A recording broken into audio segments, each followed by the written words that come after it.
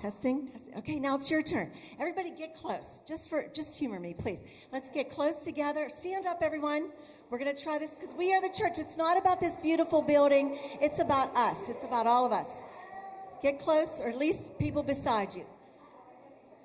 So, boys and girls, first we point to ourselves and we say, I am the church. You say it. Point to a friend and say, you are the church. Now shake their hand and say, we are the church together. All who follow Jesus. All around the world. Here's the hard part, at least for us. Cross your arms. Cross your arms. Cross your arms. Show them how it's done, guys. Here, that's right. Here we go. Let's do it. Go. Yes, we're the church together. Okay, make a rectangle. The church is not a building. The church is not a steeple. Now, you don't fall asleep in church. Make a little pillow. The church is not a resting place. Church is not a resting place.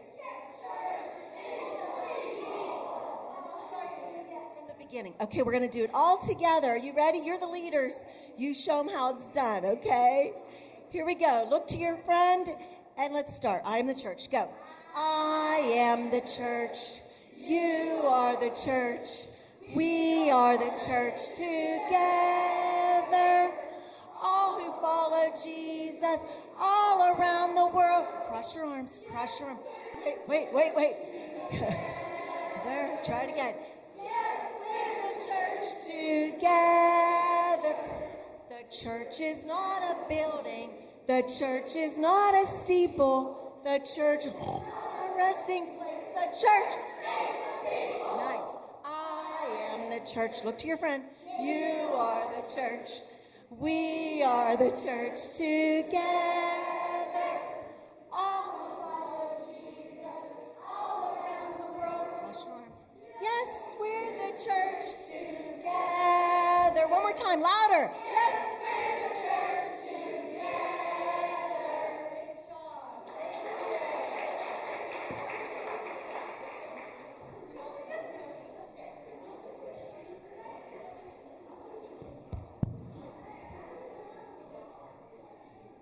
Hey, one more round of applause. What an opener they are.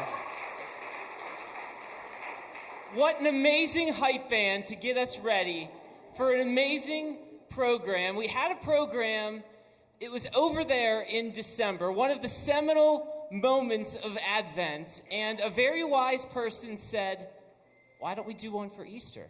Nobody knew.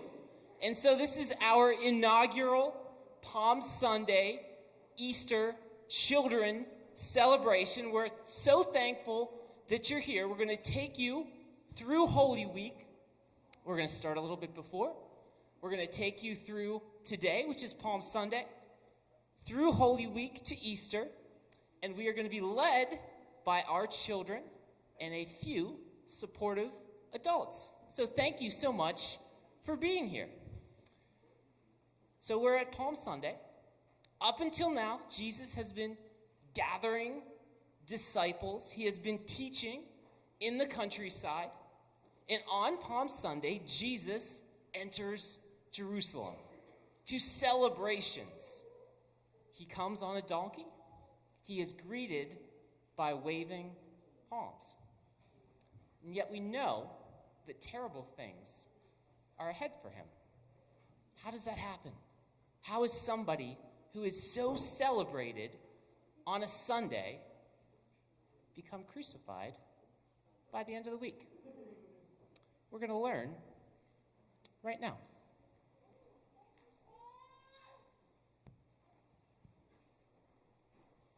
In Genesis, we learn that God chose to create the world. He created people as an expression of his love and provided them with what they needed.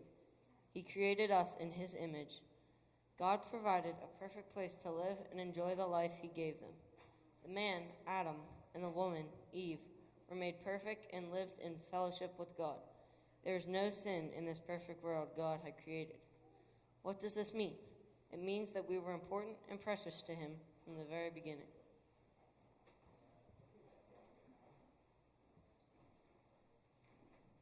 One day, a snake appeared.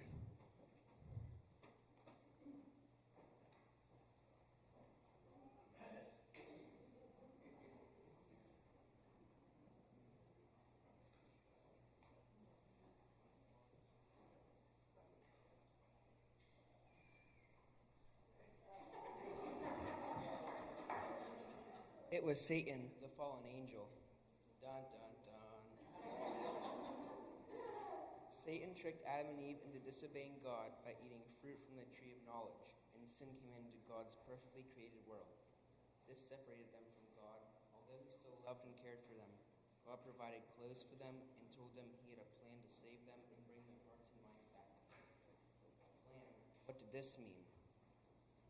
It tells us that one will come to crush the serpent who is Satan.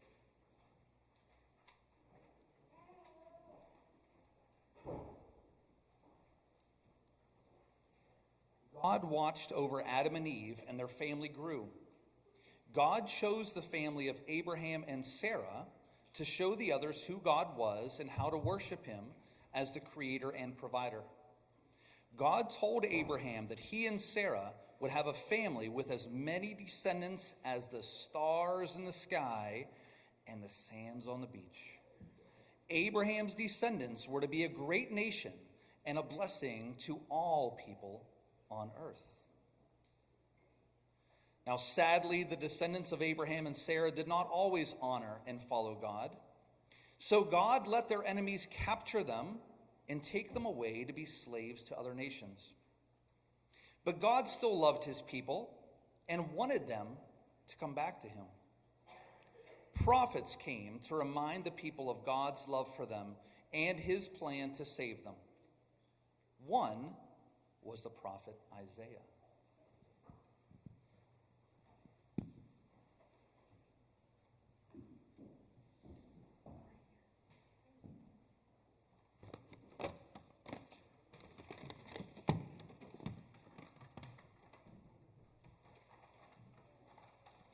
For unto us is a child born, to us a son is given, and the government will be on his shoulders.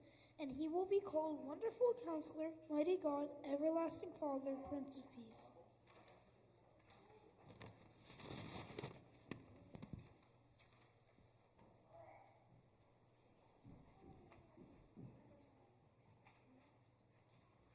Another prophet was Micah.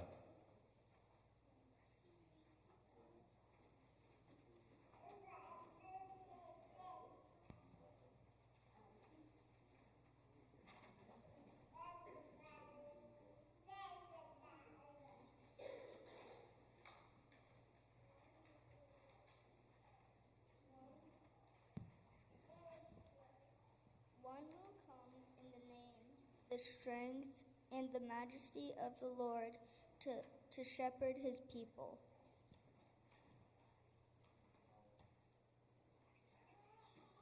For hundreds of years, the people remembered that the promise God had given them, that a Savior would come to save them, and they waited and waited and waited. One day, an angel appeared to a girl named Mary and told her she would have a baby, a son, and he would be named Jesus. He would be the Son of God, come to save God's people from their sins. This is what the prophet told about so long ago. This was God's plan. We all know what happened then. Jesus was born, angels sang, shepherds came, and so did the wise men who brought gifts. Mary and Joseph treasured all this in their hearts. When they held their baby, they were holding God's promise.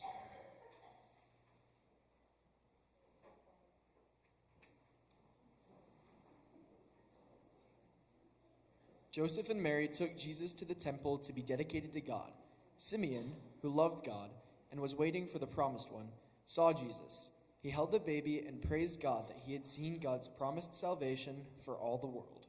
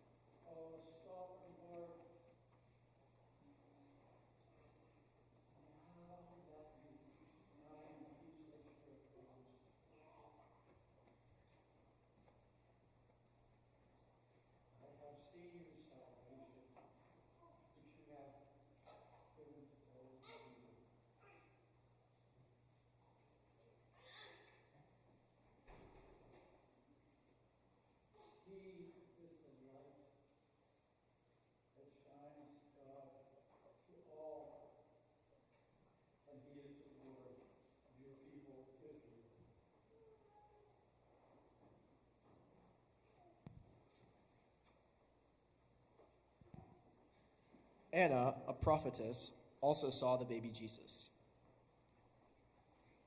Thanks be to God. Thanks to God for the one who has come to save his people.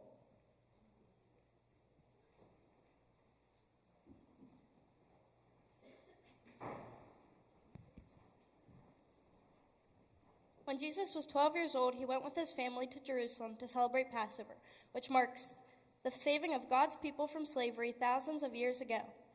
When the celebration was over, Mary and Joseph were going back to their home. After many miles, they realized that Jesus was not with them. They went back and found him in the great temple, talking with the priests and elders and answering their questions.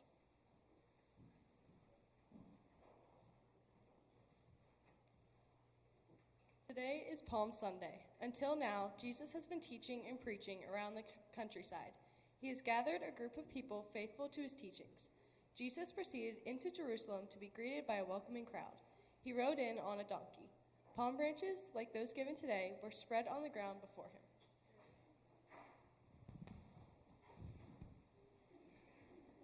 In the week after Jesus arrived to Jerusalem, he went to the temple and threw out the money changers. He accused them of turning the house of prayer into a den of thieves. He was teaching his disciples what they needed to know before he left them. He was challenged by the chief of priests.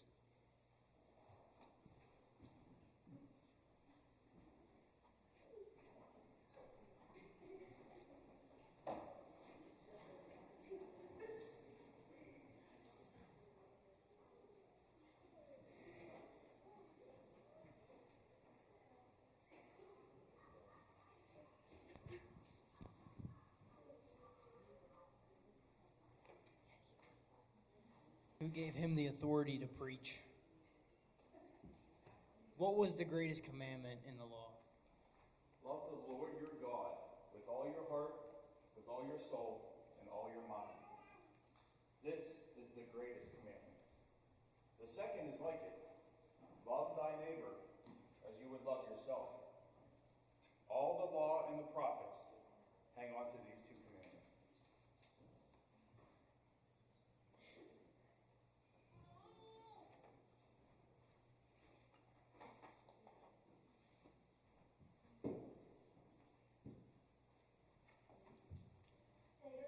Jesus requested a room where he and the disciples could meet and share a meal.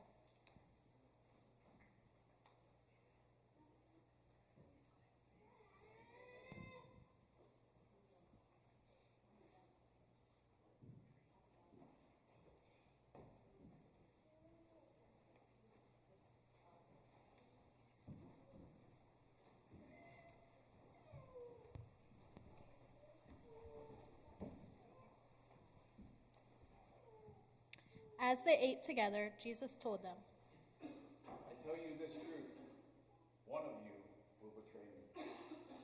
Jesus shared the bread and told the disciples, Take this and eat. It is my body.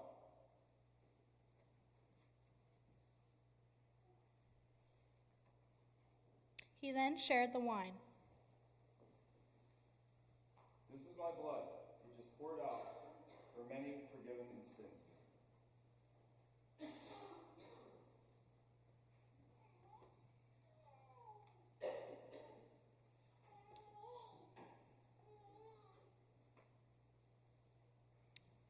Toward the end of the meal, Judas left them.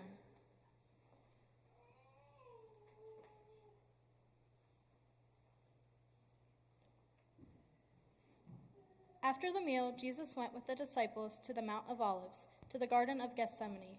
As his disciples were sleeping, guards came and arrested Jesus.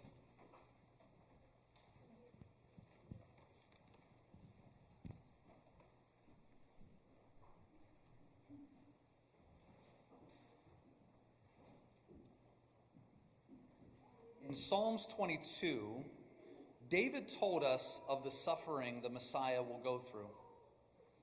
I am scorned by men and despised by the people. All who see me mock me. They hurl insults, shaking their heads. They have pierced my hands and my feet. And Isaiah also foretold of this in chapter 53. He was pierced for our transgressions. He was oppressed and afflicted. He was assigned a grave. What does this mean? Is it the end?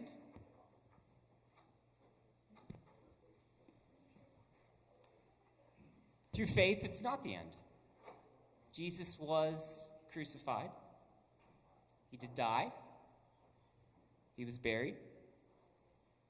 But the miracle of Easter is that it is not the end. It's Friday. Jesus is praying.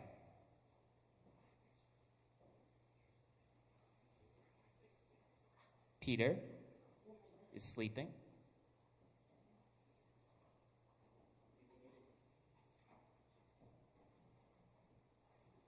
The disciples are running like sheep without a shepherd.